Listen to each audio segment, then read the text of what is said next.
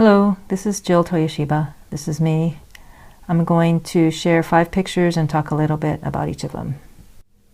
It was a girls' day out for Julia Kreinert of Kansas City and her dog Cozy as they celebrated their July birthdays together, walking around the Rose Garden at Lewis Park and cruising around town. No guys were allowed on this excursion, but if you look closely, hanging from the rearview mirror is an image of Burt Reynolds.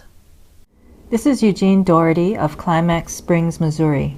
We ran into Eugene at his home in May for a story on this town 130 miles southeast of Kansas City, which had an upcoming election to decide whether or not to vote itself out of existence.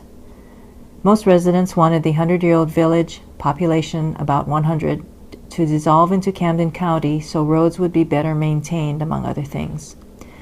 Doherty, the village's former mayor and road commissioner who once had a salvage business, was one of the few residents who thought Climax Springs should not dissolve.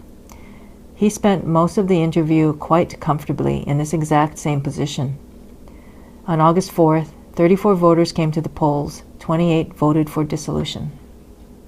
11-year-old Kavi Curry and his physical therapist head into a therapy room to start a session in March.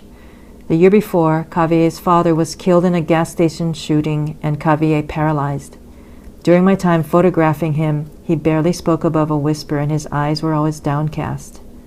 He was clearly still hurting after losing his father while also adjusting to his new life. Later, reporter Glenn Rice and I agreed that we just wanted to give him a hug sometimes.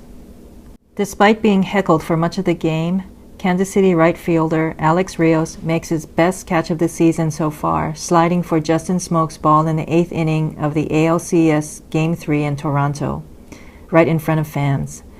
After winning games 1 and 2 at home, the Royals lost to the Blue Jays, though, 11-8. The Kansas City Royals celebrate their 12-inning, 7-2 World Series victory against the New York Mets at Citi Field on November 1st. A euphoric situation for the players and fans alike, and another astonishing come-from-behind win for the Royals.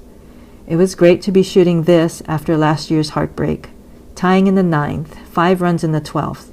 Thanks for making it crazy fun, Royals.